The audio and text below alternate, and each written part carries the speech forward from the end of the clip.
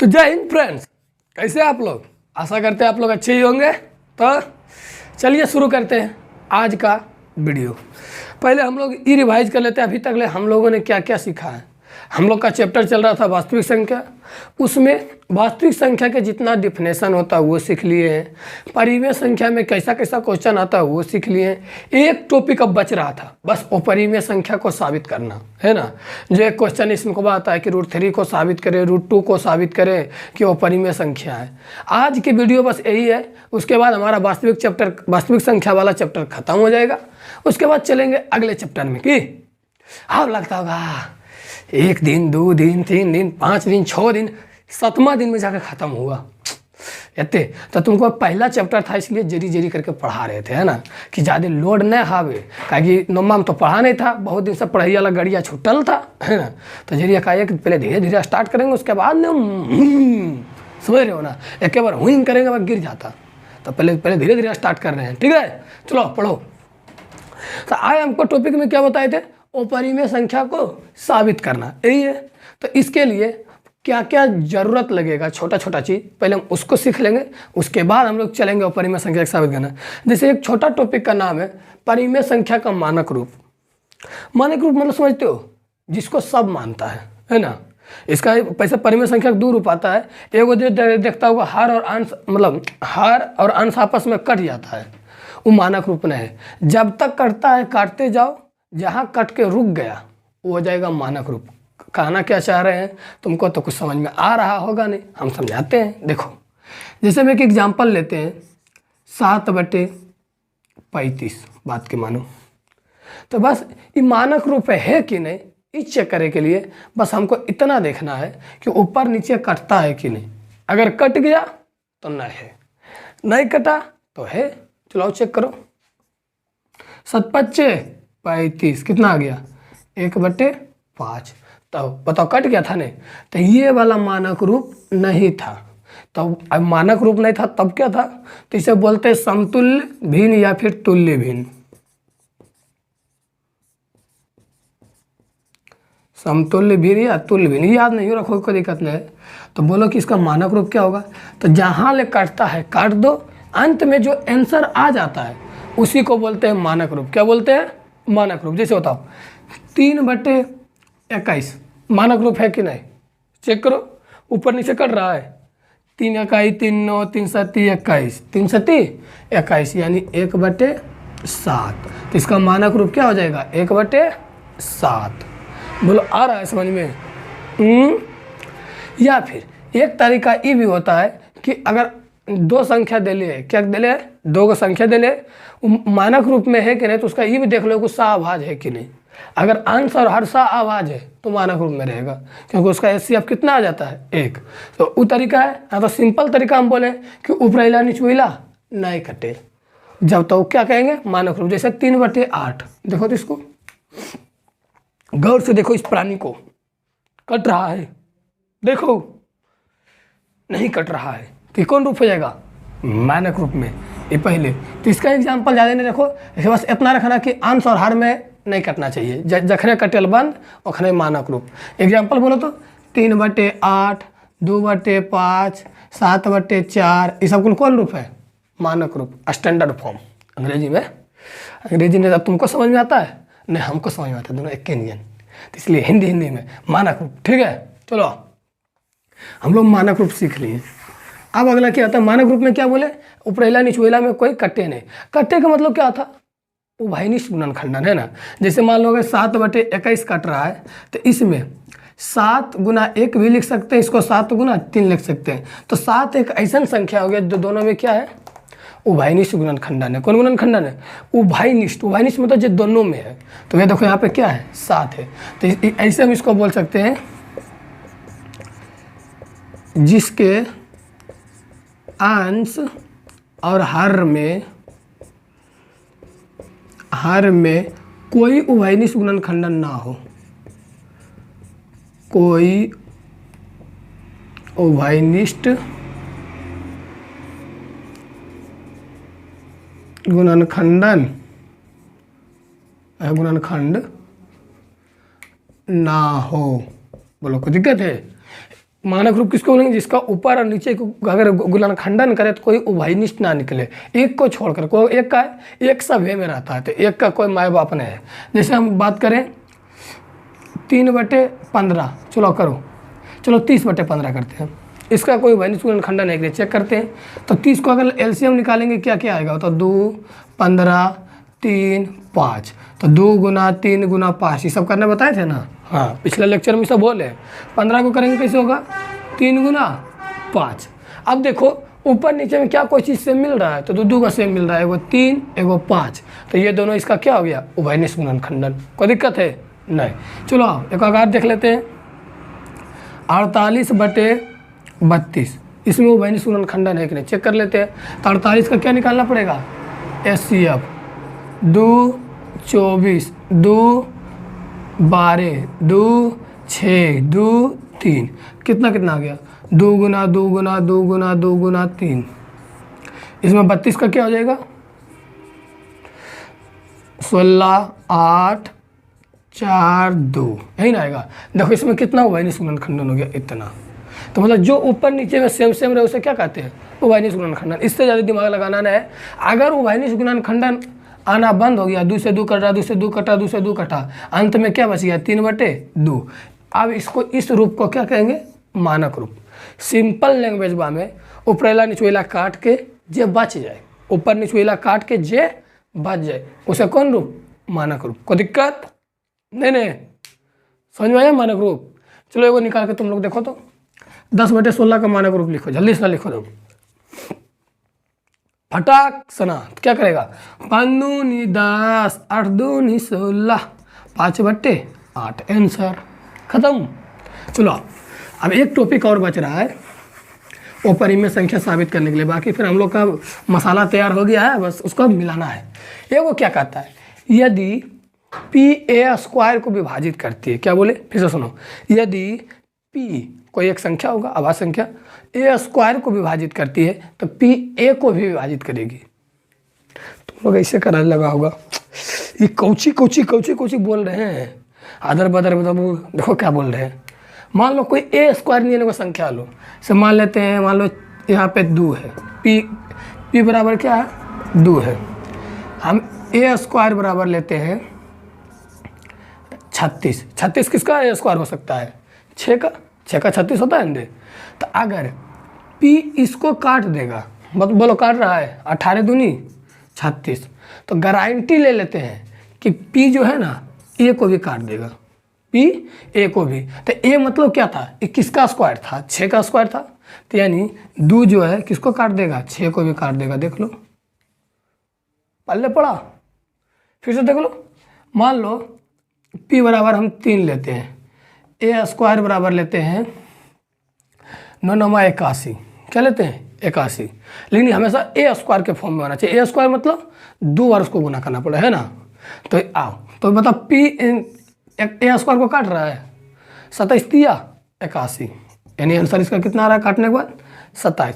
तो कन्फर्म हो जाएंगे कि P जो है ना खाली A को भी काट देगा। A के मतलब किसका स्क्वायर था? 9 का, यानी 3 जो है 9 को भी काटेगा। कितना आ गया? 3। इलेवन में समझ में आया? चलो आओ। अच्छा बताओ, मान लो 5 का लेते हैं 36 में, 36 किसका है? 6 का। तो बोलो 5 36 को काट रहा है? तो कन्फर्म हो जाएंगे कि A को भी नहीं काटेगा। देख लो 5 थे, A का मान क्या आएगा? 6। देखो 5 6 को भी नहीं काट रहा है। अगर A² को काटेगा तो A को भी काटेगा। समझ में आया? तो एग्जाम्पल नंबर 1 यहाँ ले लो, 2 ले लो, कई सारे एग्जाम्पल हो सकता है, इसमें कोई दिक्कत नहीं है। फटाक से अपना उतारो, बोलो समझ में आया ये सब बात की नहीं? क्या बोले? पहला बोलेंगे मानक रूप, तो मतलब ऊपरेला निचवेला में काट के जो आएगा सो आंसर, ठीक है। दूसरा क्या बोले? अगर P जो है A² को काटेगा, P A² को काटेगा तो P A को भी काट देगा। कोई दिक्कत है? यहाँ ले नहीं, फटाक से न उतारो। अब हम लोग चलेंगे अपने टारगेट की ओर। टारगेट क्या है? सिद्ध करें कि √3 एक अपरिमेय संख्या है, सिद्ध करें कि √3 + 5 एक अपरिमेय संख्या है, सिद्ध करें कि √2 एक अपरिमेय संख्या है। हाँ, कितने सारा इसमें क्वेश्चन आएगा? तरीका एक रहेगा। कितने सारा क्वेश्चन आएगा? तरीका एक रहेगा। तो तरीका सीखने से पहले इसको फटाक से उतारो।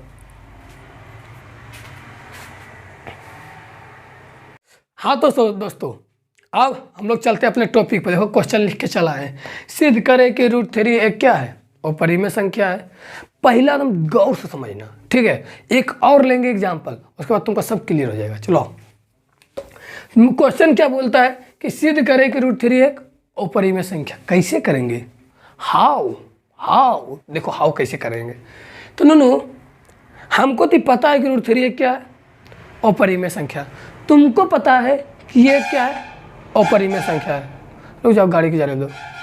हमको पता है कि √3 एक अपरिमेय संख्या है, तुमको पता है कि √3 एक अपरिमेय संख्या है, लेकिन शायद पता नहीं एग्जाम वाला पता नहीं है, तो उसको बताना पड़ेगा, है ना। देखो फिल्म नहीं होता है, हमको पता है कि ये हम वाला फैन है, तुमको पता है ये हम वाला फैन है। हेलीकॉप्टर के थोड़ा ना पता है कि ये हम वाला फैन है ना। तो सेम उसी तरह से हमको पता है कि √3 एक अपरिमेय संख्या, तुमको पता है कि √3 एक अपरिमेय संख्या, पर एग्जाम वाले को थोड़ा ना पता है। चलो उसको बताते हैं, है ना।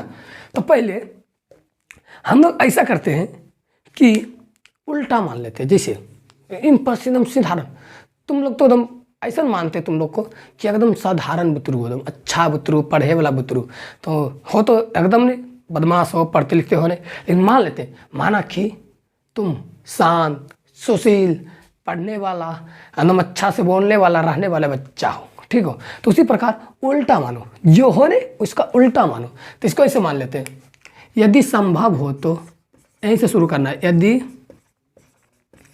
संभव हो तो माना कि √3 एक परिमेय संख्या है। अच्छा है क्या, अपरिमेय, लेकिन हम लोग मान क्या रहे हैं, परिमेय। कोई दिक्कत है, हो तुम लोग बदमाश, पर तुम लोग को मान क्या रहे हैं, इंसान, और कुछ कर भी तो नहीं सकते। तो उसी प्रकार यदि संभव है तो माना कि √3 एक कौन संख्या है, परिमेय संख्या है, परिमेय संख्या। अगर ये परिमेय संख्या होगा तो तुम ही लोग बता दो, √3 बराबर क्या लिख सकते हैं, P/Q। पिछले चैप्टर में हो ले कि जो भी परिमेय संख्या होता है उसको P/Q के रूप में लिख सकते हैं। और बताओ P और Q क्या होंगे, P और Q पूर्णांक, जहाँ P और Q क्या है, पूर्णांक है, Q = नोट 0 है। एक लाइन और कर देना, P और Q में कोई उभयनिष्ठ गुणनखंडन नहीं है, P और Q में कोई उभयनिष्ठ गुणनखंडन नहीं है। इतना हम लोग मान के चलते हैं, गुणनखंडन नहीं है। अच्छा एक बात बताओ, थोड़ा देर पहले पढ़ाए थे कि अगर P और Q में कोई उभयनिष्ठ गुणनखंडन नहीं है, ये लाइन में लिखे मतलब क्या हुआ, यह कैसी परिमेय संख्या है, मानक रूप वाला या तुल्य वाला, मानक रूप वाला। तो हम लोग मान के चलते ये कैसा परिमेय संख्या है, मानक रूप वाला। कोई दिक्कत है, चलो आगे बनाना शुरू करते हैं। हम लोग अगला लाइन करते हैं, दोनों तरफ वर्ग कर देते हैं। क्या कर देते हैं, वर्ग। तो दोनों तरफ वर्ग करने पर, वर्ग में तो समझते हो ना, स्क्वायर कर देना, मतलब एक चीज़ बाद 2 पर गुना कर देना, और दोनों जैसे मतलब 2 बराबर 2।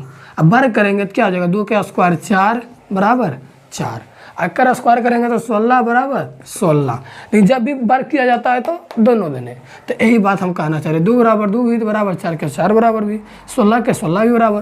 तो उसी प्रकार ये दोनों अगर बराबर है तो इसको भी स्क्वायर कर सकते हैं। तो क्या आएगा, यानी आ जाएगा √3 के स्क्वायर बराबर P²/Q²। बोले और कोई दिक्कत है नहीं। और तो यहाँ जैसे गुना करते हैं, 3 बराबर P² × Q²। कोई दिक्कत है, चलो तो आ जाएगा 3Q² बराबर P²। तो यहाँ से Q² बराबर क्या आ गया, P²/3। देख लो गुना किए 3Q² तो Q² बराबर P²/3। यहाँ कोई दिक्कत है, यहाँ कोई दिक्कत है, समझ में आया, आगे आओ।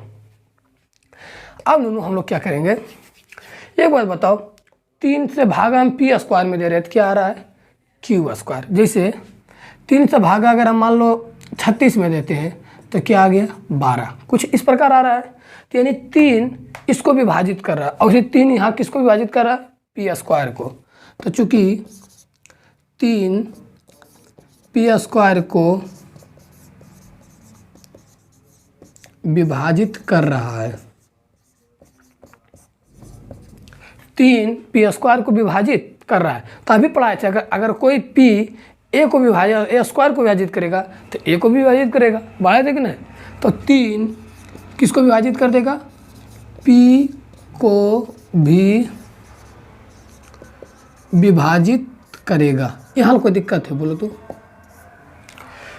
पहले देखो 3 किसको विभाजित कर रहा है, पी स्क्वायर को, तो 3 पी को विभाजित कर देगा। बोलो यहाँ कोई दिक्कत है? यहाँ कोई दिक्कत है नहीं, आगे बढ़ो। ये हल हो गया ना। पहले हम क्या किए फिर से देख लो। यदि संभव हो तो माना कि √3 एक अपरिमेय संख्या है, अपरिमेय संख्या नहीं यानी परिमेय संख्या है। तो जैसी परिमेय संख्या मानेंगे तो यानी हो जाएगा P/Q, जहाँ P और Q पूर्णांक है। ये सब तो इसका डायलॉग है, Q = ≠0। और एक चीज़ और मान ली, P और Q में कोई उभयनिष्ठ गुणनखंडन नहीं है। तो दोनों तरफ वर्ग किए तो √3 का वर्ग कितना आ गया 3, P का P स्क्वायर, Q का Q स्क्वायर, गुना किया तो आ गया 3Q स्क्वायर बराबर P स्क्वायर। तो Q स्क्वायर बराबर P स्क्वायर/3। तो बताओ 3 किसको विभाजित कर रहा है, P स्क्वायर को, तो 3 किसको विभाजित कर देगा, P को। बोले हल को दिक्कत है? अब यहाँ पे एक चीज़ और करना, चूँकि क्या, चूँकि जो उपराम रहेगा वही उसके बराबर मान लेना। P बराबर किसके बराबर, P बराबर को से भागा लग रहा है 3, तो यहाँ लिखना है 3K। 5 से भागा लगेगा 5K, 9 से भागा लगेगा 9K, 8 से भागा लगेगा 8K। मतलब जितना ऊपर में यहाँ भागा रहेगा ओके मान लेना, ठीक है। अब बैठाओ तो वैल्यू, इसलिए बताओ तो क्या आ जाएगा, Q स्क्वायर बराबर P स्क्वायर/3। P का वैल्यू कितना 3K, तो 3K स्क्वायर/3 तो कितना आ जाएगा 9K स्क्वायर/3। यहाँ तो आशा करते कोई दिक्कत नहीं रहा होगा। P के जगह कितना बैठा है 3K, तो 3 तिया ही 9K के स्क्वायर K/3। यहाँ से बताओ तो क्या आ जाएगा, 3 तिया ही 9, यानी Q स्क्वायर बराबर 3K स्क्वायर। कोई दिक्कत है? तो यहाँ से K स्क्वायर बराबर क्या आ गया, Q स्क्वायर/3। Q स्क्वायर/3 देख लो।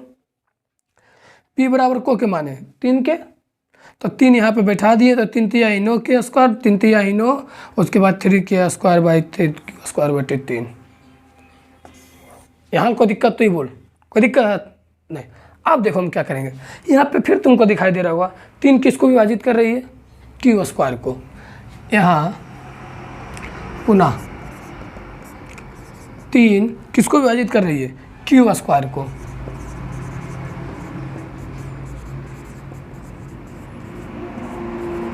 कर रही है, तो 3 किसको विभाजित कर देगा, Q को विभाजित कर देगा।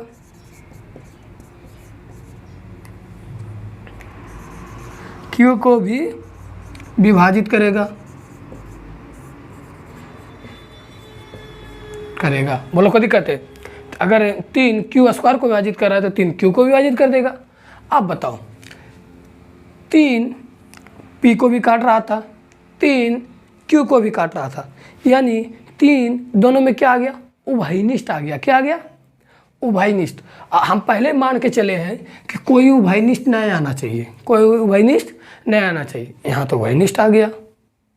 हम मान के चले हैं तुम सीधा हो और तुम बदमाशी करने लगा, तो मेरा मानना सही रहेगा गलत रहेगा, गलत हो जाएगा। तो यहाँ पे देखो हम माने थे कि P और Q में कोई उभयनिष्ठ गुणनखंडन नहीं है, लेकिन यहाँ तो P में भी को 3 भी काट रहा है, Q को 3 भी काट रहा है, मतलब दोनों में 3 क्या हो गया, उभयनिष्ठ गुणनखंडन है। चूँकि 3 P और Q दोनों को काट रहा है, P और Q दोनों को काट रहा है, को विभाजित कर रहा है।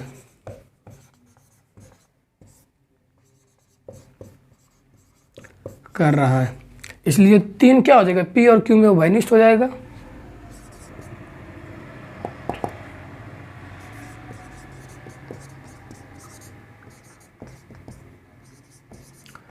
उभयनिष्ठ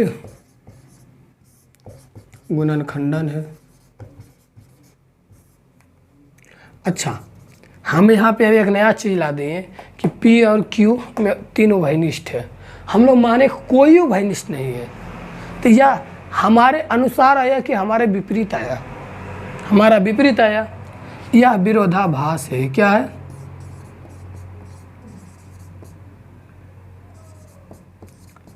यह विरोधाभास है, हमारी मान्यता गलत हुई,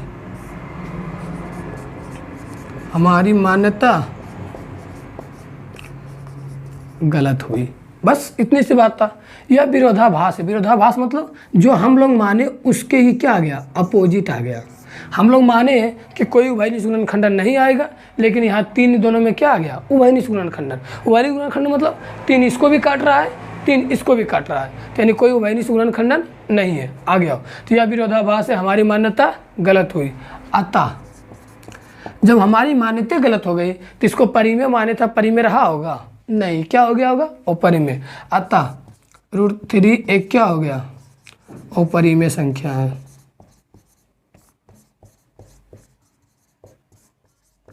देख लो, हमको पता है एक बार में तुम लोग समझे वाला हो नहीं, काहे तुम लोग भी मेरे जैसे गधा हो, बैल हो, जो तेज है वो समझ गया होगा। अब हमला नहीं आना हो, जो एकदम नया आया भाई कि बढ़ा दिए। देखो इतना सा कहानी है। हम लोग मानते हैं पहले कि √3 एक परिमेय संख्या है। क्या है? कहानी समझो। √3 एक कौन संख्या है? परिमेय। अब परिमेय है तो इसे P/Q के रूप में लिख सकते हैं। तो इसको देखो P/Q के रूप में लिखे। कहानी बताए थे परिमेय का, अगर परिमेय रहेगा तो P और Q क्या हो जाएगा? पूर्णांक हो जाएगा। Q 0 नहीं होगा।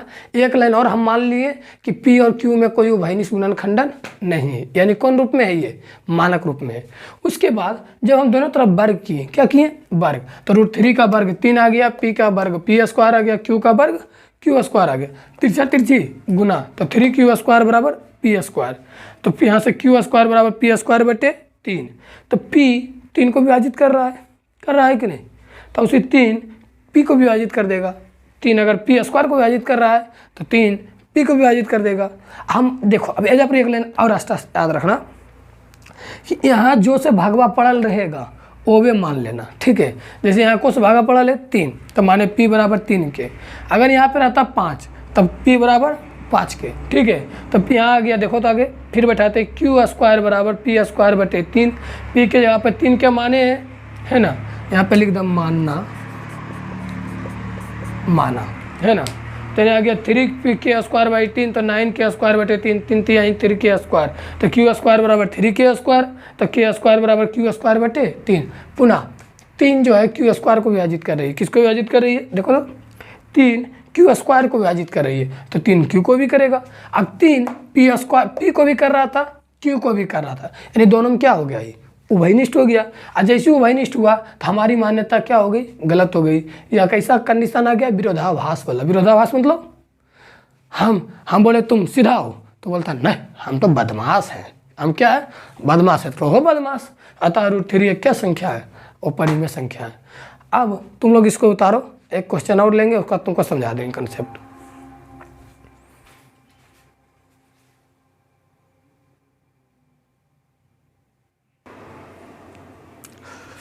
हाँ, तो तुम लोग पिछला क्वेश्चन उतार लिया था। देखो एक अगला क्वेश्चन देखते हैं कि सिद्ध करें कि √5 एक क्या है? अपरिमेय संख्या। औसी मानेंगे, यदि संभव हो तो माना कि √5 एक क्या है? परिमेय संख्या है। मान लिए, तो यानी √5 बराबर क्या आ जाएगा?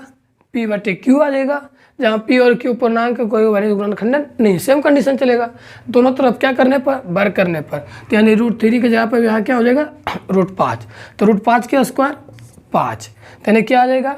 5Q² बराबर P²। तो यहाँ कितना से भागा पड़ जाएगा? 5 से। आ रहा है समझ में? यानी Q² बराबर 5 से भागा पड़ गया, यानी 5 जो है P² को क्या कर रही है? विभाजित कर रही है। सेम कंडीशन, तो 5 किसको विभाजित कर देगी? P को विभाजित करेगा, है ना। आगे अब यहाँ पे बोले थे चूंकि हमको P बराबर कुछ मानना है, जो ऊपर में रहता है उसके बराबर क्या करना है? मानना है। तो मानेंगे उसी से जिससे भागा पड़ल रहेगा उसी से। तो यहाँ कितना भागा पड़ रहा है? 5 से। तब P बराबर 5 के, तब P बराबर कितना आ जाएगा? 5K² बटे नीचे में क्या आ जाएगा? देखो तो 5 सही है ना, कोई दिक्कत है? तो यानी आ जाएगा 25, यानी आ जाएगा 5 5 25, तो यानी आ गया 5 के स्क्वायर। मतलब सिंपल कहानी, जब 5 था और जब 3 था और जब 5 बैठे चल जाएंगे, इसमें तो और कोई बड़ा बात है नहीं। अब देखो 5 किसको विभाजित करने लगा, क्यू स्क्वायर को, तब 5 किसको विभाजित कर देगा, क्यू को, यानी 5 क्या हो गया, क्यू और दोनों में वनिष्ठ है, या ये हमारा विरोधाभास हो गया। अतः √5 एक क्या है, अपरिमेय संख्या है। इसी तरीका 7 बोलेगा, यहाँ 7 बैठे चलाना। 9 बोलेगा, 9 तो होबे नहीं करेगा, 9 क्या हो जाएगा, परिमेय संख्या। 11 बोलेगा, 11 बैठे चलाना, कोई दिक्कत है नहीं। अब इसी क्वेश्चन में हम कहता है सिद्ध करें कि 5 √5 2√5 एक अपरिमेय संख्या है। बात के मानो क्वेश्चन ऐसे दे देता 2√5 ये दे देता, तब की करते, कुछ नहीं करते, खाली बस इसका अपरिमेय पार्ट पहले साबित करते। अपरिमेय पार्ट हम साबित कर लिए, और उसके बाद हमको 2√5 नहीं करना है, तो 2 एक कौन संख्या, परिमेय संख्या। तो यहाँ 4 गो लाइन हम लिख देते, देख लो, एक परिमेय और एक अपरिमेय का गुणनफल, अपरिमेय संख्या का गुणनफल, गुणनफल अपरिमेय होता है। क्या होता है, और उसी यहाँ पे गुणनफल का जगह क्या रहेगा, जोड़ घटाव अब भागा, कुछ छोड़ देने रहेगा, अपरिमेय होता है। जैसे हमको मान लो कह दिया कि सिद्ध करें कि 3 + 2√5 एक क्या है, अपरिमेय संख्या है, तो ऐसे कहेंगे एक परिमेय और एक अपरिमेय का गुणनफल अपरिमेय होता है, अतः 2√5 एक अपरिमेय संख्या हो गई। फिर लिखना, ये पूरा क्या हो गया, अपरिमेय संख्या। फिर कहेंगे कि एक परिमेय और एक अपरिमेय का योगफल भी अपरिमेय होता है, अतः 3 + 2√5 भी एक क्या हो जाएगा, अपरिमेय संख्या। तो बस ई लाइन का यूज कर लेना, कहीं पे अगर दे रहेगा, जैसे मान लो कह दिया कि साबित करें कि 7 + √3 एक अपरिमेय संख्या, 7 + √3 एक क्या है, अपरिमेय। तो पहले हम साबित किसको करेंगे, √3 को साबित कर लेंगे, उसके बाद लिखेंगे एक परिमेय और एक अपरिमेय का योगफल। देखो यहाँ पर योगफल का भी चिन्ह दिया है कि नहीं, योगफल अपरिमेय होता है। अतः लिख देना, अतः इलेमा लिख के उसके बाद कर देना, अतः 7 + √3 एक क्या है, अपरिमेय संख्या है। ठीक है, जैसे मान लो यहाँ पे कहा जाता माइनस बोला, क्या कहता, तभी हम लाइन लिखते एक परिमेय और एक अपरिमेय का, यहाँ पे माइनस नहीं दिया है, अंतर क्या होता है, अपरिमेय होता है। फिर लिख देना यहाँ पे आता है, यह अभी क्या हो जाएगा, अपरिमेय संख्या हो जाएगा।